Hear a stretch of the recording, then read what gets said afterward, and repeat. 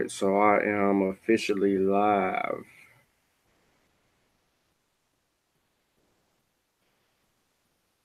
Cool. I said oops, my bad. All right, so ETM Hotel, Renee Sean. Welcome in peace. My name is Sean. Good evening to everybody out there in the land.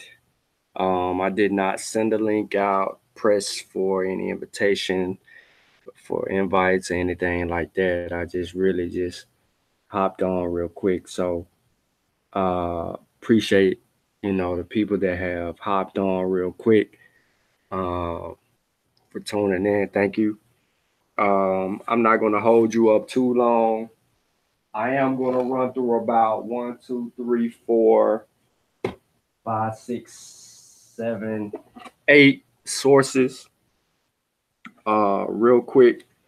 I don't want to draw this out too long, so I was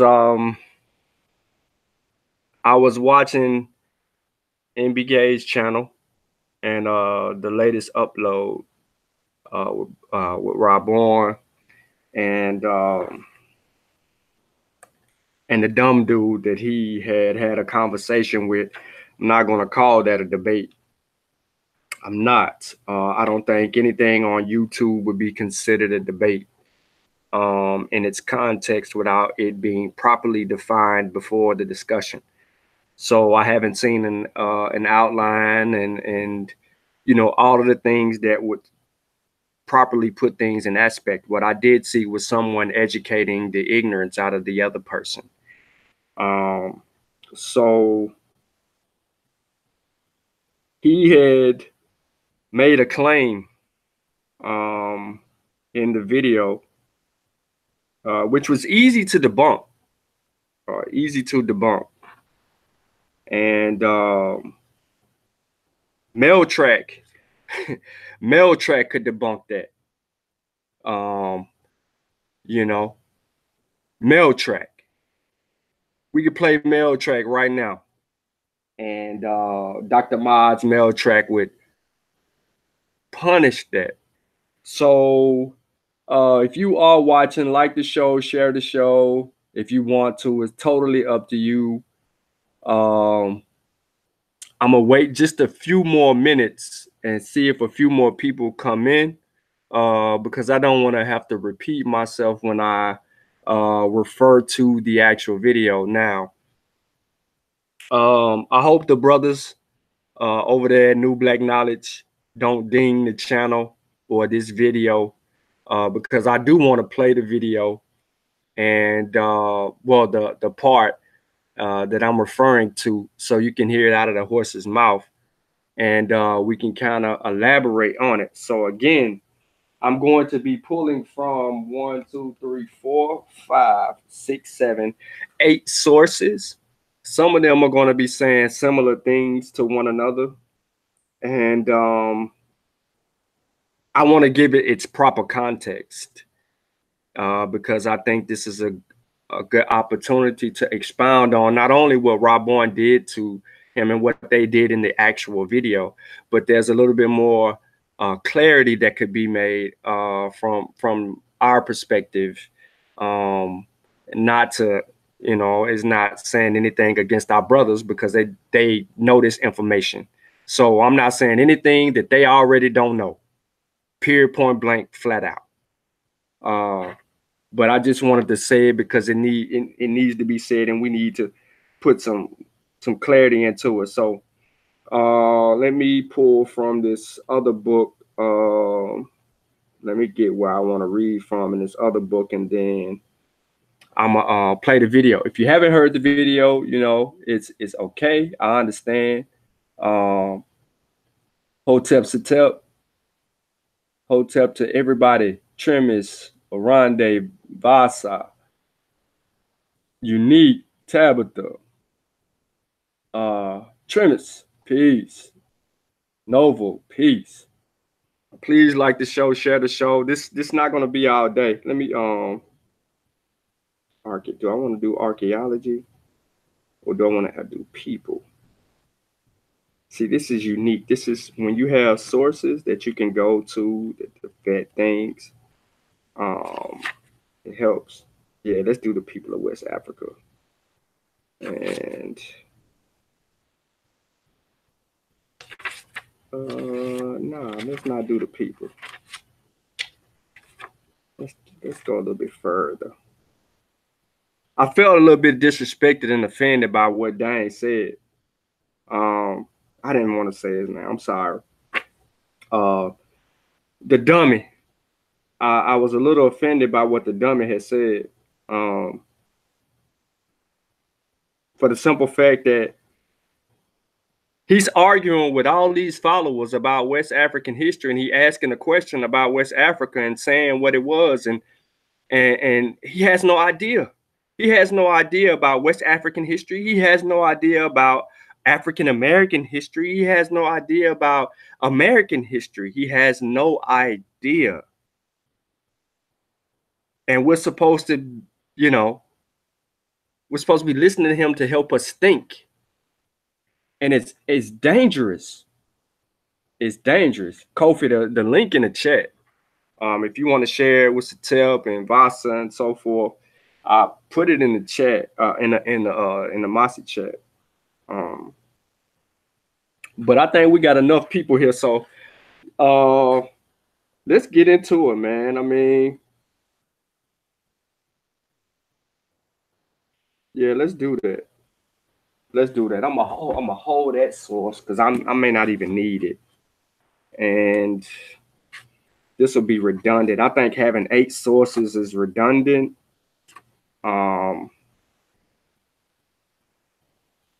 But hey, I got them right here if I need to resort to them. Places of importance in the prehistory of West Africa.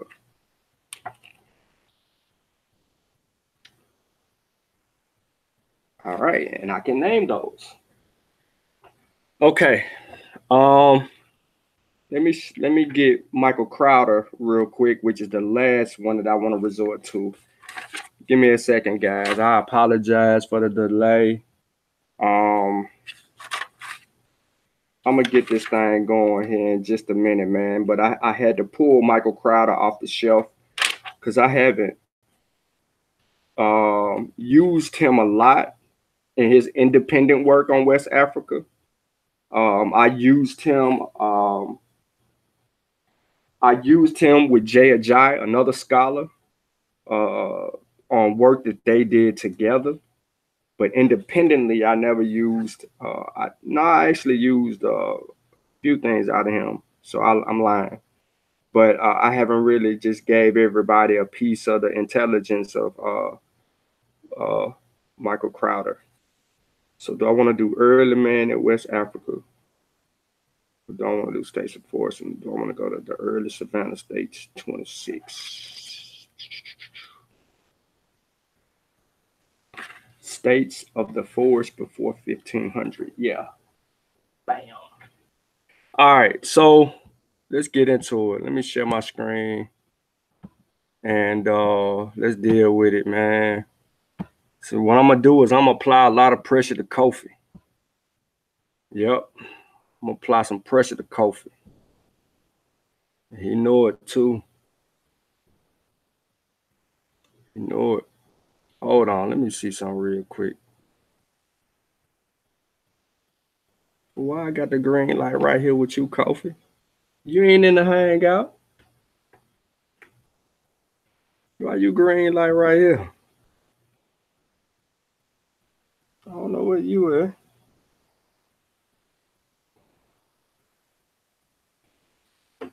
All right. Let's deal with it.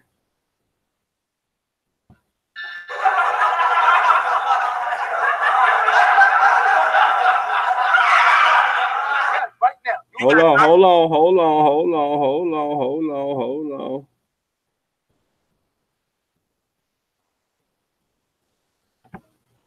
Let me play it for the people.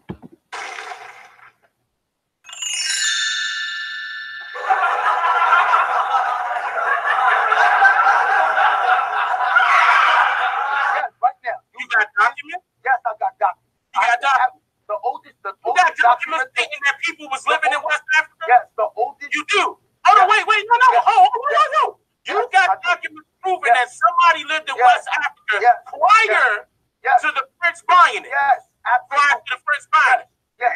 Let me see that right now. Documents don't exist prior to the 1600s. Really? Man, sit your dumb ass down. Oops.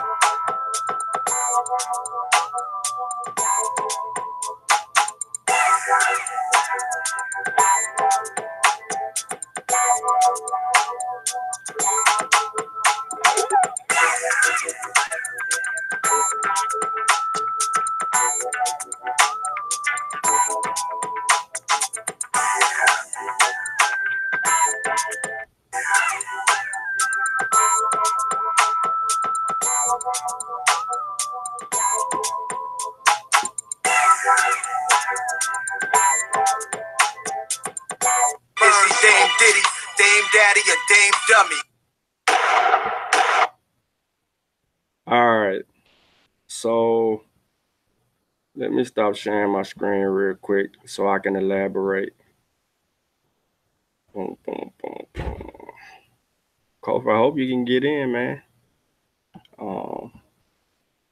Let me try this again. Let me do something for Kofi real quick, guys. It say you in here, Kofi. I see your face. Kofi join the hangout. All right. So as you can see, they put up some sources, told you to get some books to read. And that was pretty fly, the brothers, because, you know, it was easy as light work. So when he said the French, he's speaking of one of the colonizers that had later came into the area later. You know, the first European faces that we saw, as you seen them put up on the screen, was the Portuguese. Hence the reason that on this channel, we have presentations regarding the Portuguese. So let's see where our research takes us. Let's go back a little bit, because not a lot of people are familiar with our channel, right? And it's okay. We're going to get a lot of people acquainted with our channel. Oops, let me do it the easy way.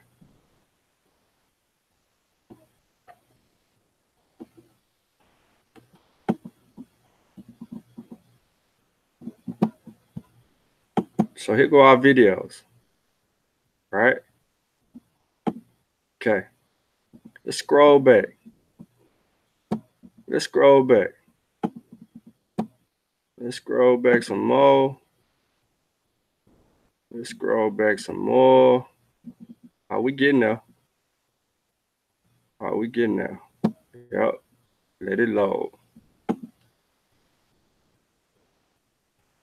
All right. Here we go. Here we go. Slide right there. Let me stop right there. Here we go. This presentation, 51 minutes and 50 seconds, was done a year ago. It says the prey of the Portuguese. If you haven't seen this video, that's what it's called, the prey of the Portuguese. Why is it not called the prey of the French? Because the first people that we witnessed were the Portuguese. Because they were the first people to set sail to West Africa that we came in contact with. The Portuguese. Now, it don't stop there, because they're in part 1 and part 2. Watch this. Kofi even goes into it in his Congo presentation about the Portuguese. And then right behind Kofi, I go into exploring new territory and shipbuilding technology, which talks about the Portuguese as well. And some of the names that NBK mentioned refer to the Portuguese. So instantly that puts him at odds with history, because it was the Portuguese that we encountered first. Now, did the Portuguese, did we didn't create civilizations before the Portuguese? Because he said the French. Now, the French is years later. The French ain't even involved in none of the stuff the Portuguese got going on, because the Portuguese was literally trying to monopolize what they had going on. Trade, natural resources from afar before they could penetrate inland. They came with the missionaries, all of that. The first time we start hearing about Christianity and all of this other stuff, the missionary work of the Portuguese, not the missionary work of the French. It was the Portuguese. So let me do this. The first book that I'm going to go to, and this is in no particular order, is An Introduction to the History of African Civilization, Volume 1, Pre-Colonial Africa, by McBailey Field. I'm going to show you the book. Now I got to cut my camera on. I'm going to show y'all the book. This is the book. Sorry, I need to fix my light. Hold on.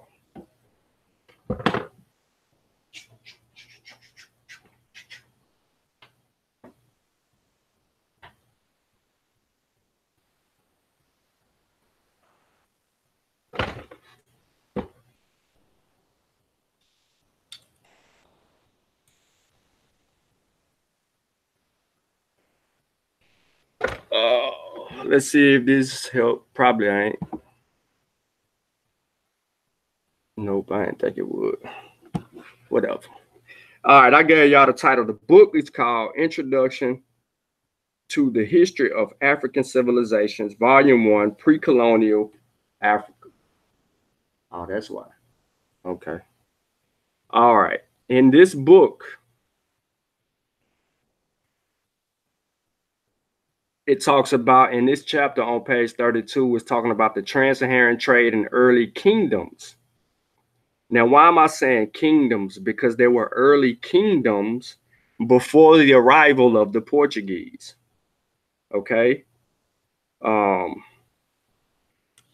Shouldn't have to say any of this, because one of the arguments that Muslims like to make is that West Africa wasn't at its highest until they came into the regions, which would be another argument that we would have with a lot of the scholars that were actually mentioned on the list. So you had the Kingdom of Ghana.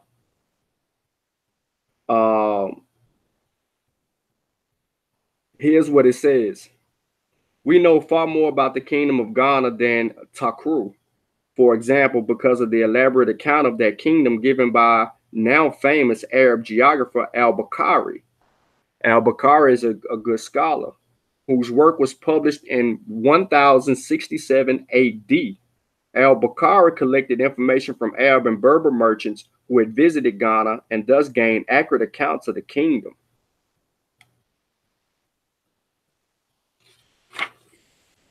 I'm not going to go any further into this particular book.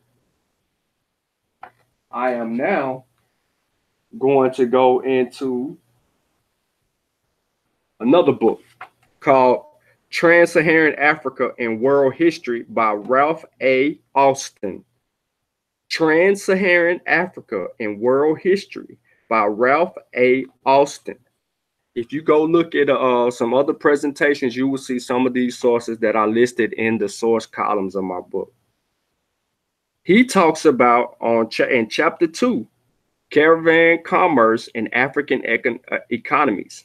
He says in the year 1324 CE, a memorable event took place in Cairo. Mansa Musa, ruler of the Sudanic Empire of Mali, stopped there 3 days during a pilgrimage to the Arabian city of Mecca, the spiritual center of Islam, which you saw Rabon them hence bring that up. But I don't want to stay on Mansa Musa, and I don't want to talk about the maps that were also put on the screen. So I'm gonna skip a few pages, and I'm gonna go to I'm going to go to page 26 at the bottom paragraph. It says, in the beginning of trans-Saharan commerce, there were two separate Sudanic destinations for caravans. One on the southern desert edge between Wadan, Timbuktu, and Gao was focused on gold and connected to towns all across North Africa. The other seeking slaves from Canaan and its later southward extension, Borno, had links only to the pheasant. After 1500, however, the cities of Kano and Katsina, founded by the Hausa people in the Central Sudan, became important Sudanic trading centers, and routes connecting them as well as Kano and Borno went northward in all directions. I'm gonna stop right there. The reason that I'm talking about a trade book is because the central paths from the earlier presentation that told you about trade. I also have a presentation on the trans-Saharan trade routes because it is very important for us to know these trade routes because a lot of activity took place there. Boom. Now, a lot of people like to call this next source that I'm about to read, they like to call him a romanticist. And some people don't really like to source this gentleman. Is Mr. Robin Walker. In his volume 2 book, Blacks and Science, West and East African Contributions to Science and Technology, the Intellectual Life and Legacy of Timbuktu. He sources Theophilo Banga when dealing with the Congo, talking about the sophistication with mathematics and understanding, but in geometry and so forth, the Hausa people also being great mathematicians, the Dogon with astronomy in Timbuktu as well. And then you had physics and all kind of other things that were related to great knowledge and which would lead to wisdom and great societies. A lot of people like to bomb on West Africa because it didn't do what Kemet did in some eras. And what I mean by that is build the cities according to how people would have wanted them to build the cities in accordance to that. But West Africa was its own identity. It was not that of the Northeast region of Kemet. Yes, they were master builders. And in West Africa, you had master builders, but their architecture was of a different type. And we have to pay respect and homage to that. Yeah, man, I got some Arab sources, but I'm really not trying to use, I seen Sutek comment. I'm really not trying to use the Arab sources. I have another source here. History of West Africa, Volume 1 by J. Ajay and Michael Crowder. Places of importance in the prehistory of West Africa. And I'm going to name these places, some of them.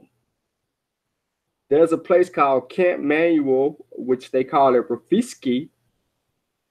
You had Yenigema, Blande, Kintampo, Chemoto.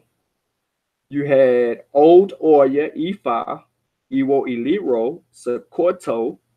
You had Tachet, Esseler. You had the Nok, the Taraga, Zeniba, Jos, Rope, Afikpo.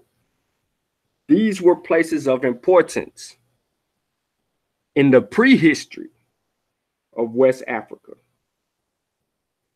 Now, all of these places have something in common. The Niger River, River Volta, and the Senegal River, which were important in trade, which would lead people to Timbuktu, Gayo, and all the other places to conduct business, especially along the Sahara. Now, West Africans were using stone tools a long time ago. We have this documented history in the early development of man in West Africa. We have that.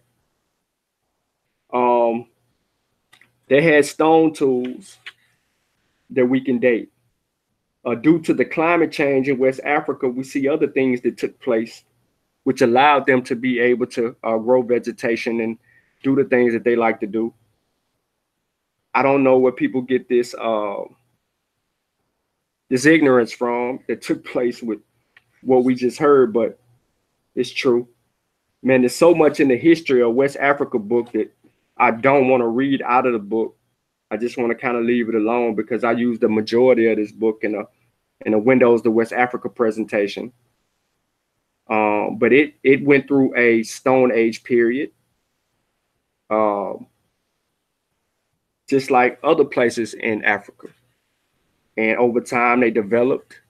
The Nok culture was one of the earlier developers of what? Anybody familiar with the Nok culture should know exactly what they were affiliated with. Come on, somebody in the chat, help me out. When we say the Nok culture, what were they known for?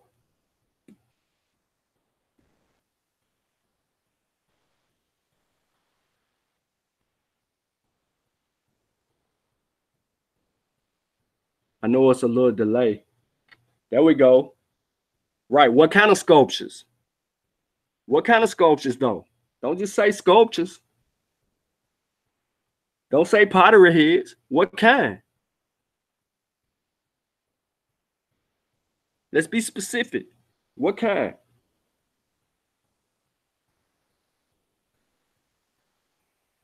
I'm going to Michael Crowder, An Introduction to Its History. West Africa, An Introduction to Its History by Michael Crowder. He goes into Ifa, Benin, and Oyo in chapter 6 of his book. He talks about them, the creation story, and its importance to the area. He talks about Benin, the great city of Benin. She said mask. But come on, y'all missing the key component. The Nok were the first people to do something great. Come on now. I'm gonna see, we're gonna have to give y'all a history lesson. There we go. Terracotta heads. But yes, the terracotta heads. But what did they have to do to create the heads though? What's terracotta? What kind of material is that?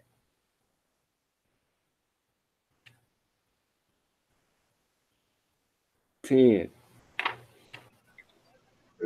Sean. Yeah.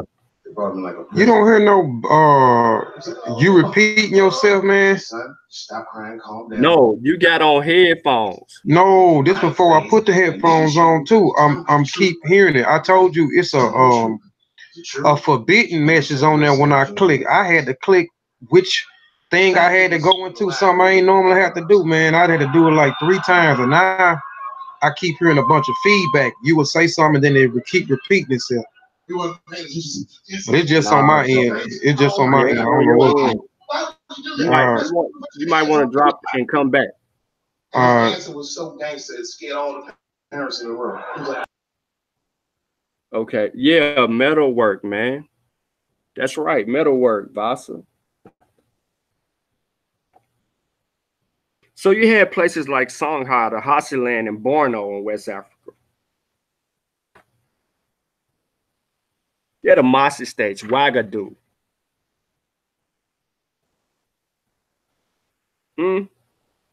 You had people like Sunni Ali, Askia Muhammad. When you talk about the Chronicles of Timbuktu, when you talk about the Fatish, when you talk about the great scholars, yeah, some of them were Arabic sources because they were writing and so on and so forth. But it's okay. Idrisi.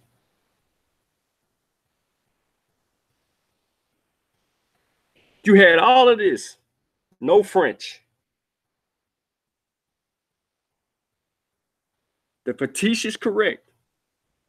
Tariq el-Fatish. But what other source outside of the Fatish? There was another one that was primary. Woodworks is correct, Vasa.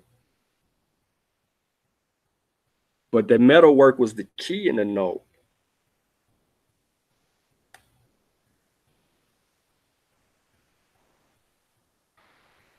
I'm gonna give you another book. 1,000 Years of West African History by J. Ajay and N. Espy. I'm not going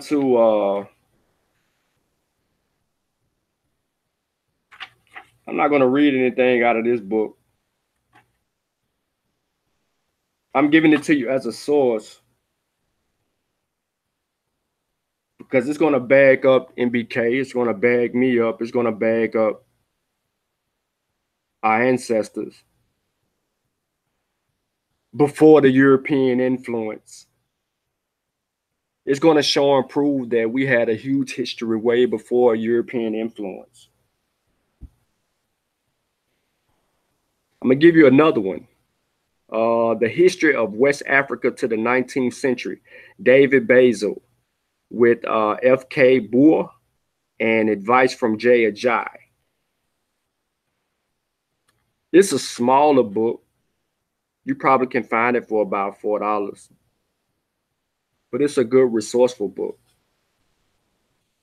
It talks about, in part one of this book, from 1000 AD to 1500 AD, 5 dynamic centuries.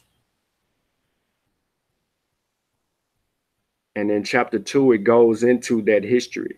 And it talks about iron and metalworking.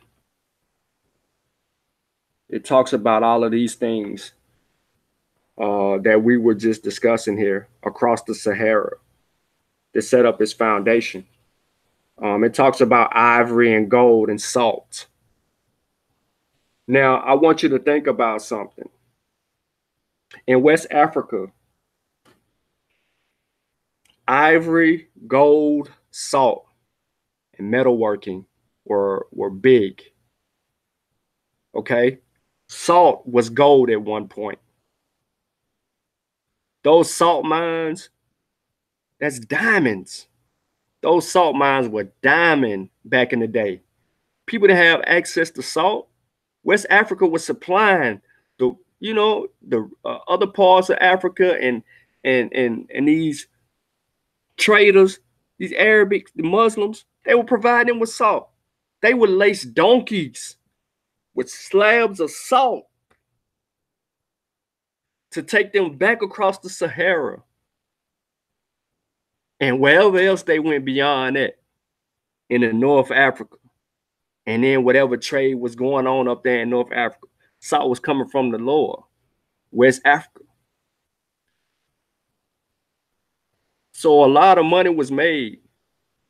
West Africa was well established before the coming of a European. I have that. And I'm going to pull, I got that. That was the last one that I was going to name, Satet. You can go to General History of West Africa, Volume 2, in Ancient Civilizations of Africa. In chapter 24 on page 325, it talks about West Africa before the 17th century. And it gives you details about the agriculture, animal husbandry. It gives you detail about early seed cropping in the Neolithic complexes. It gives you information on the regions, the valleys. It talks about the great civilizations, the early Iron Age on page 333. So when I was talking to y'all about that metalworking in the no culture, iron was essential. Pottery was essential. Salt was essential. Gold was essential. Come on, man. You had prehistoric trade in earlier states of West Africa. So before I wrap this up, man, I'm gonna go back and play the video. I ain't gonna show it. I'm gonna play the video again. And anyone really interested in the history of West Africa, we have that on our channel. And we have provided a lot of content in reference to what has been going on with our history, our direct history, being African Americans. So I'm going to rewind this thing back. And I want y'all to hear this idiot. And he's misleading thousands of people. Thousands of people. They sharing his videos, donate money to him, all of that.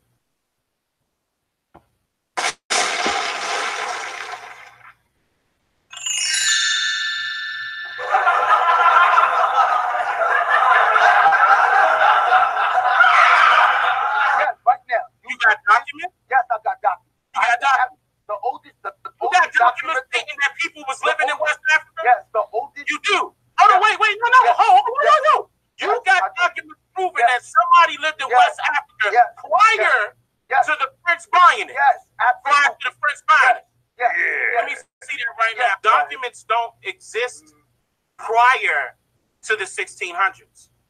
Really? Man, sit your dumb ass down. Let me stop real quick. He said documents don't exist prior. Why do we have so many Arabs writing in the in the 1300s? Come on, man. Come on, man. Come on, we get listen one more time. One more. I'm sorry. I'm sorry, y'all. I'm sorry, y'all. Let me share my screen. I'm sorry. It's disrespectful of me to not share my screen.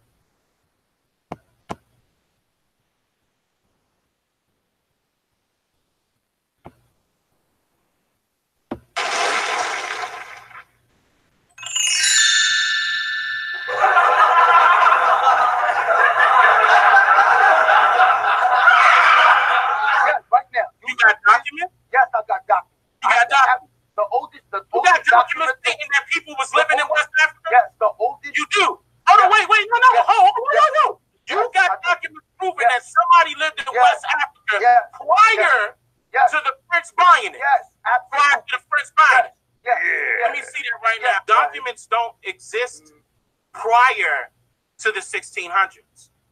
Really? Man, sit your dumb ass down. All right. So, although the French had established a trade port on the West African coast as early as 1659 at St. Louis, present-day Senegal, their participation in West Africa did not increase substantially until later in the 19th century.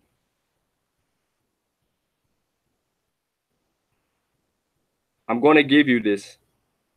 I'm going to drop this in the chat for those who are really interested.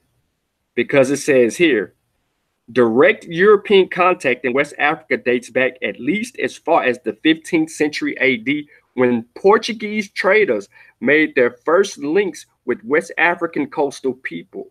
Previously, Europeans had been aware of and had participated to varying degrees with West African people through the trans-Saharan trade. Throughout the later part of the 15th century, the Spanish, Dutch, British, and French all began to establish their presence in West African contexts.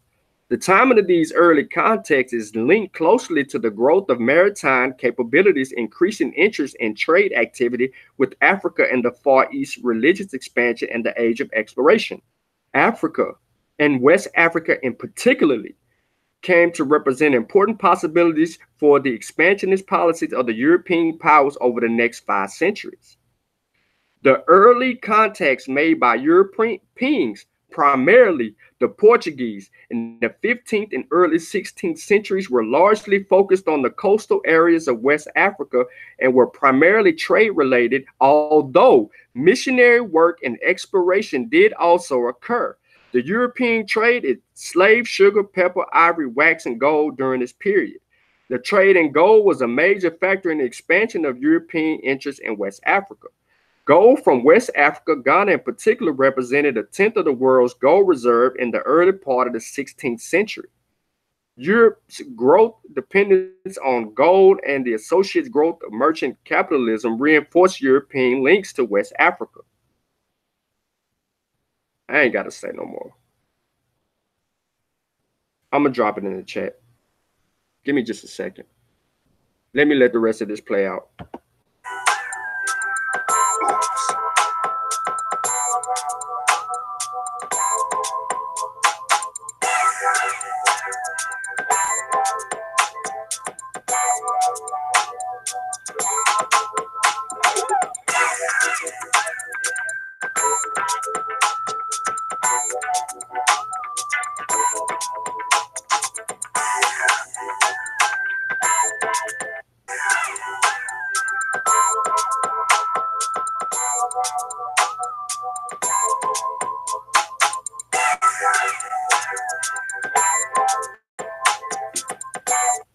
Dame Diddy, Dame Daddy, a Dame Dummy.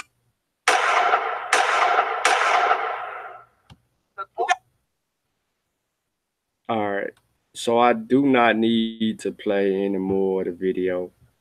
I think that it's very imperative that we pursue the dummy with caution, and remember that we had already established our identity in world trade, and we did what we needed to do in West Africa for our survival. It wasn't until the coming of the Portuguese that people began to prey on us. You know, we did have the Arabs preying on us early and often, but when we're talking about the European encounterment, they saw an opportunity to seize the moment and do it a little better than the Arab, per se. Excuse me. So I hope that we all learned something here today, man, and I appreciate, you know, everybody taking the time out to hang out with me on this impromptu moment. Peace, y'all. Have a good one. Thank you for tuning in. If you missed the show from earlier today, please go back and watch the show from earlier today. Share it with a friend or someone of common interest. There was some resourceful information in that presentation that we should be privy to. Thank y'all.